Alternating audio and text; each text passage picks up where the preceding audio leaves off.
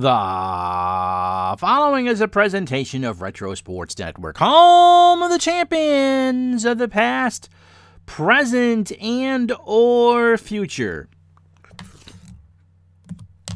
I shudder to make this video, not because I don't want to, and not because what I'm about to show you isn't a hell of a lot of fun, but I think once you go public with the replay project, it kind of puts pressure on you to actually finish it. And this won't be finished for a while.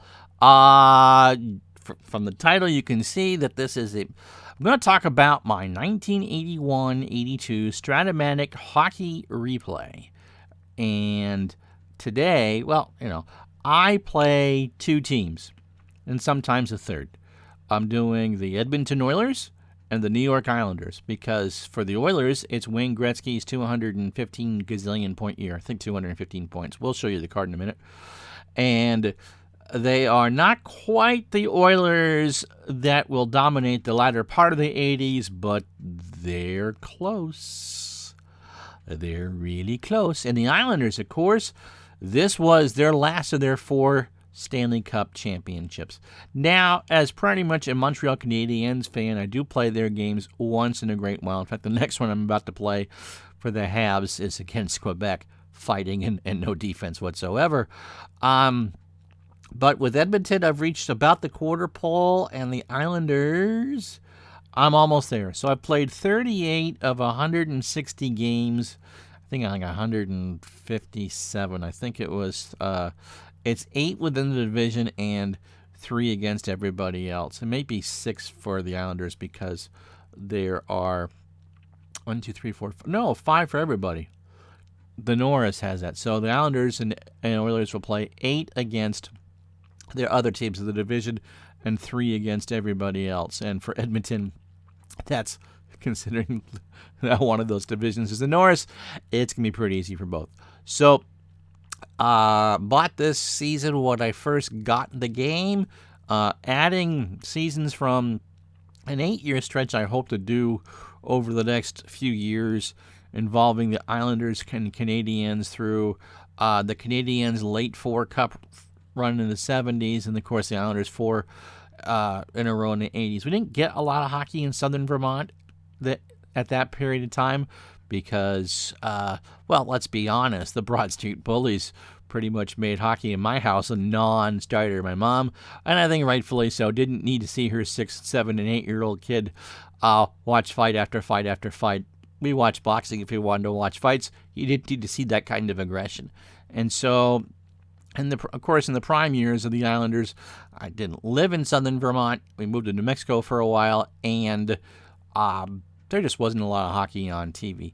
But Mike Bossie's always intrigued me, and I played, just for giggles a few years ago, a 75-76 Islanders replay and Action PC, and fell in love with Brian Trottier.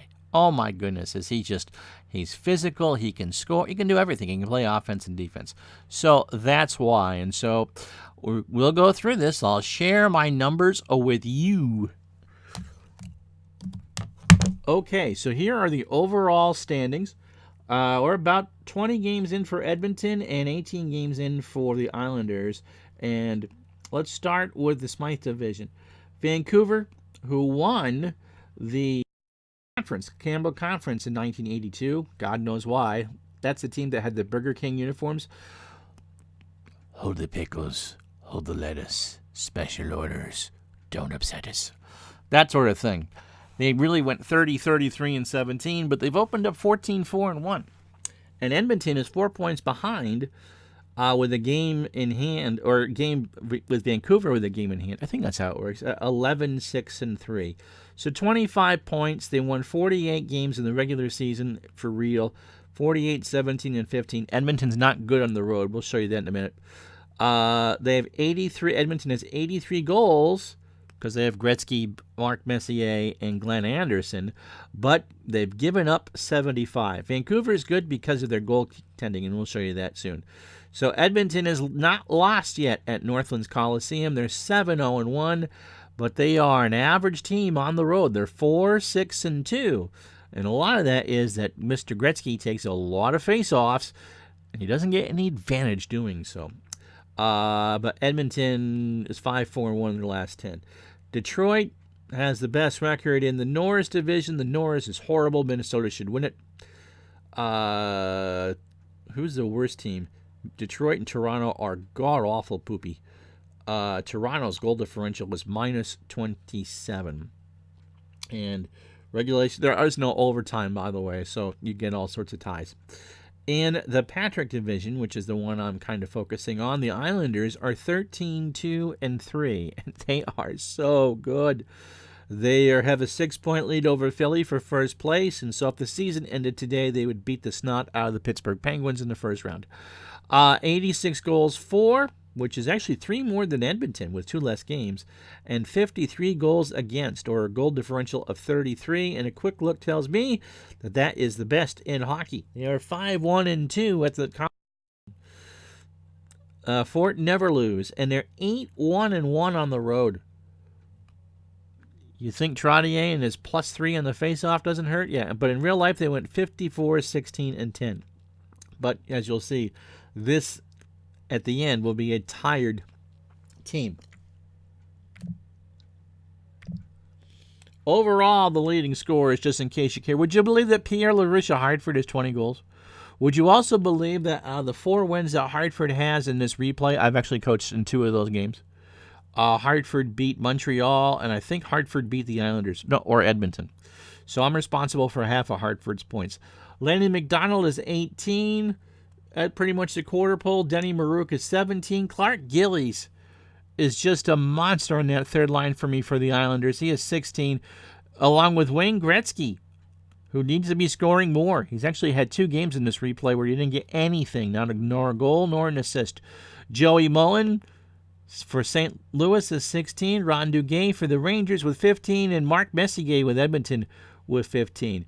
On the assist leaderboard, Peter Stastny for Quebec. They can score. They can't stop anything, but they can score. 26 assists. Mike Bossy, who I didn't realize was such a good passer, 25 assists for the Islanders.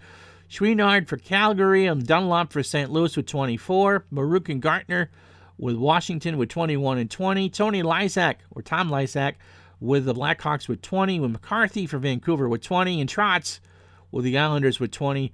Derlago with the Loops, or Toronto, if you will, sailing away with Derlago, has 19. So Peter Stastny has 40 points a quarter of the way through the season. Marouk, who was such a good underrated scorer for Washington, is 38. Bossy is 38. You know who you don't see there? Wayne Gretzky.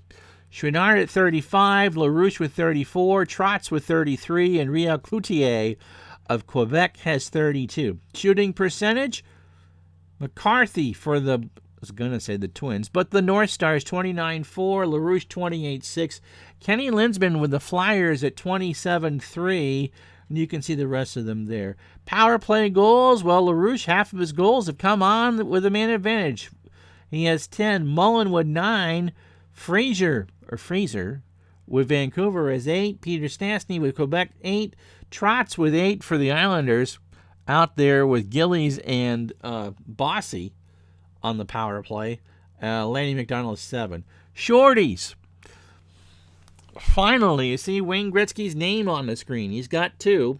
Andres Kalor of the Islanders has 2. Could you believe that?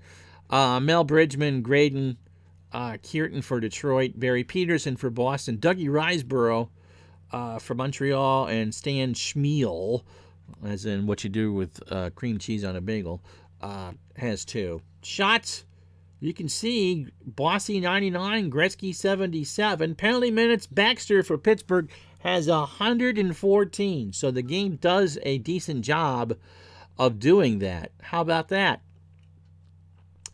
Plus minus McEwen from the Islanders.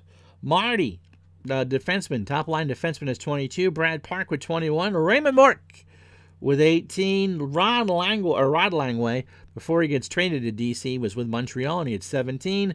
Potvin and Bossy, I wonder why the Islanders are so good, 17 and 16. Brian Engblom, who I think in real life had a plus minus of like 100 that year, or close to it, with 16, and Trotz with 14.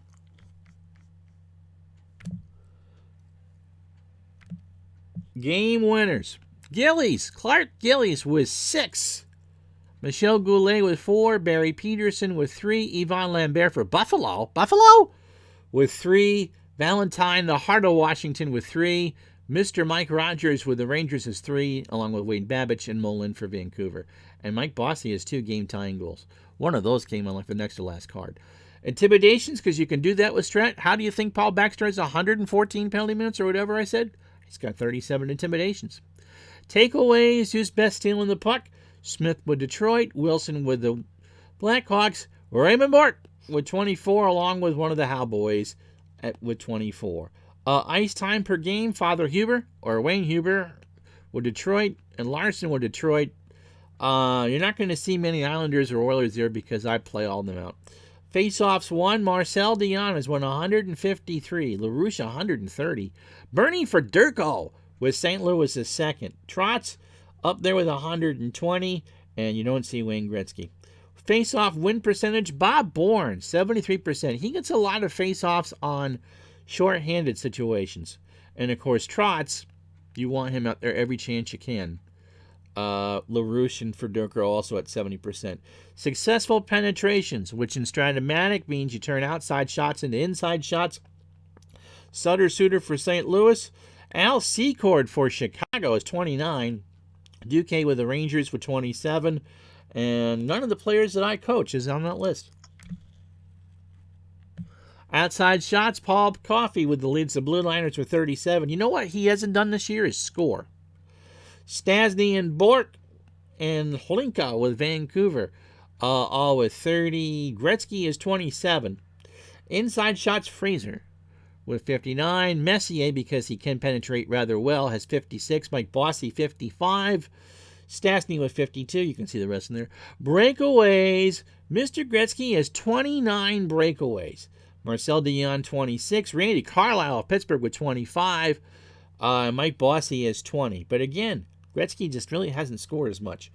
Power play assist, because Bossy has the best rating on the for assists. He has 14. He loves feeding Gillies and Trotz for sure. Lysak, Pavlich, Stastny, Federko, and Blaine Stoughton with Hartford of 10. Surprisingly, Gretzky's not on that list either. Points, Stastny with 19. Bossy with 15. You can see the rest in power play shots. Bossy 44. You want him to get those goals, and Gretzky is 38 shots with the man advantage.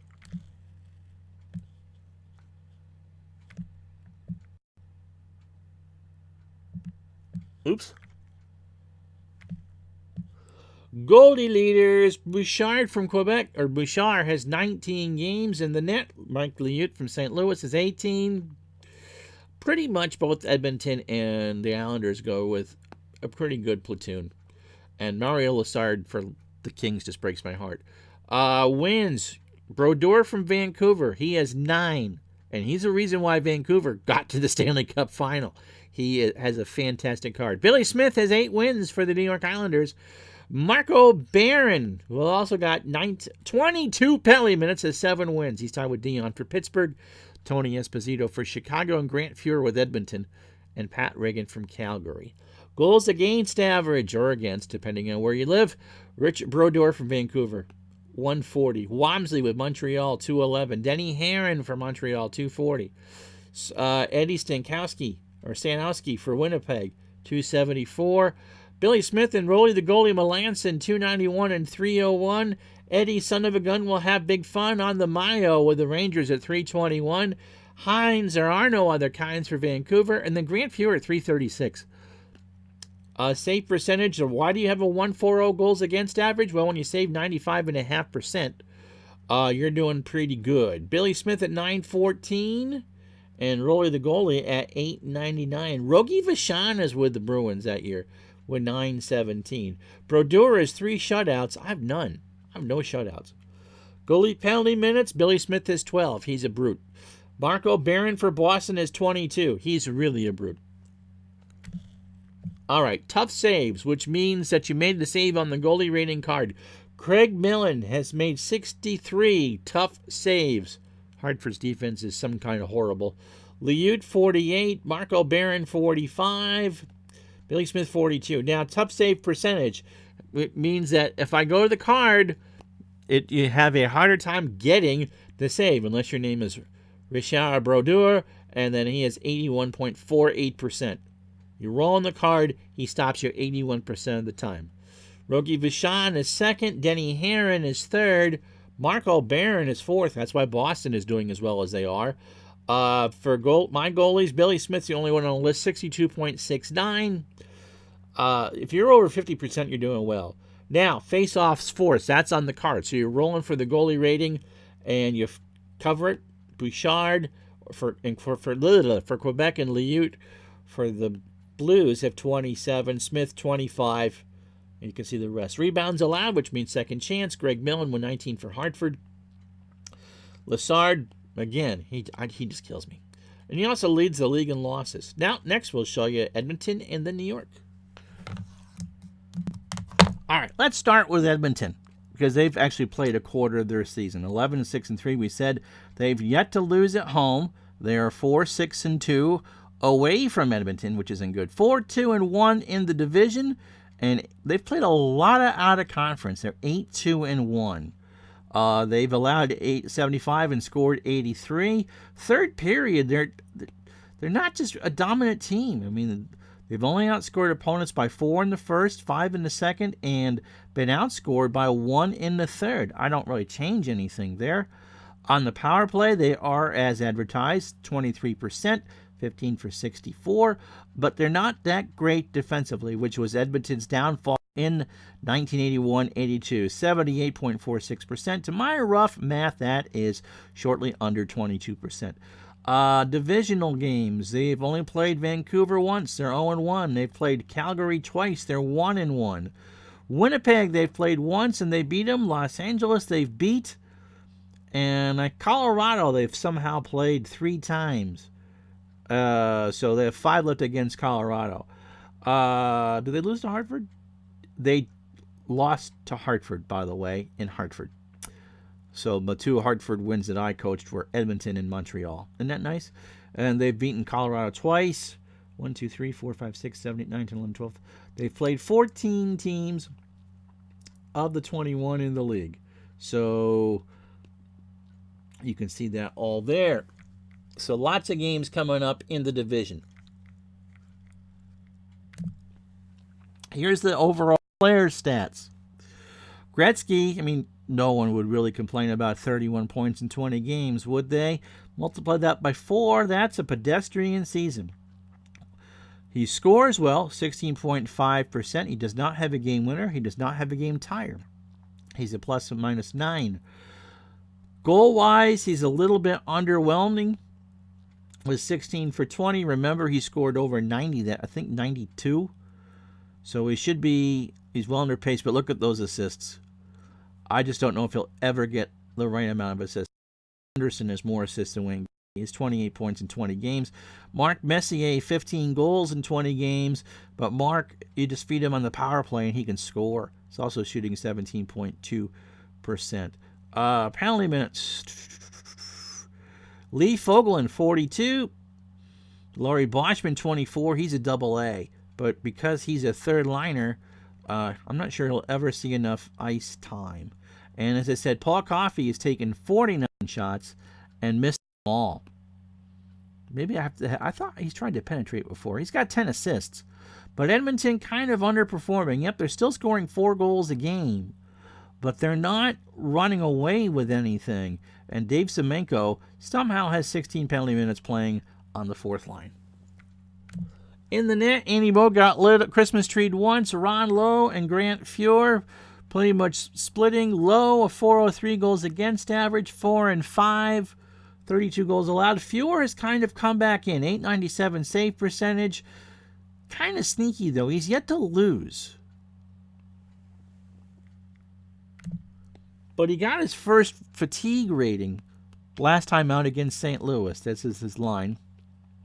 He's had one game where he gave up only 1 goal, which was against the Rangers. But beyond that, he's had good games. But they had a good game against Colorado, 34 saves, and the Kings put 44 shots on him, or 42 shots on him 1 game. So, all in all, a pretty impressive run But what I'll be curious in the next round of games is to see what Gretzky's going to be able to do. You'd think he would just be so much better. He's good, but he's not Gretzky.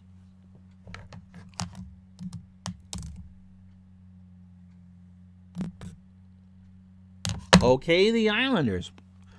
13-2-3. They own the Nassau Veterans Coliseum 5-1-2. They are 8-1-1 away from home. That's astounding. They have not lost in the division, but they've only played 5 games. They play a lot of games in their division. In the conference, they're 7-0-2. They dominate. They have a 10-goal differential in the first period. Second period is all theirs, 34-16, and in the third, it's 28-23. And they shoot a lot, too. Power play, well, yeah, when you put Gillies, Trottier, and Bossy together, it's 1-4, 20 out of 80. And their defense is good, less than 19% shorthanded. The tie came against Montreal, or one of their 3 ties. The loss is Vancouver, one of those you've got to be kidding me games. Los Angeles, talk to you about Mario Lessard again, and that was it. They've tied Montreal. They tied Edmonton. They beat Edmonton in New York, and they tied them up in Edmonton. 2 good games, but the Islanders have outscored the Oilers 9-5, and they tied Buffalo in a game that was just kind of weird. There are times that when you play Strat, the cards are flat, and that was one of those games. I believe that's the one that Bossy scored with the goalie out on the 104th card of the game. Just fun, exciting stuff. And unlike Edmonton, they did beat Hartford. As far as the division, it's Washington twice. They've only played the Rangers once, Pittsburgh once, and Philadelphia once, and they beat them 7-3. So lots and lots of divisional action to come. Again, here's this. After 18 games, Bossy's averaging 2 points a game. He is so good on the power play because of assist rating is an 8. Trotz, 33 points, 13 goals, 8 power play goals. And Gillies has 6 game winners and 4 on the power play. But he's good on that third line. He plays with Dwayne and Brent Suter, and they just feed him the puck. Tonelli, second power play line and his first starting line, 23 points in 18 games, and one of those, oh, he really has done that? Denny Potvin will miss 20 games this year. He's missed 4 so far. He still has 19 points and 7 goals. And 24 penalty minutes. Mike McEwen, as I said, best plus minus 22. But this Islander team is stacked. Absolutely stacked. 1, 2, 3, 4, 5, 6, 9 players are in double digits in points after 18 games, including Bob Bourne, who can penetrate like nothing. Butch Goring, not impressive, but he's got 6 assists.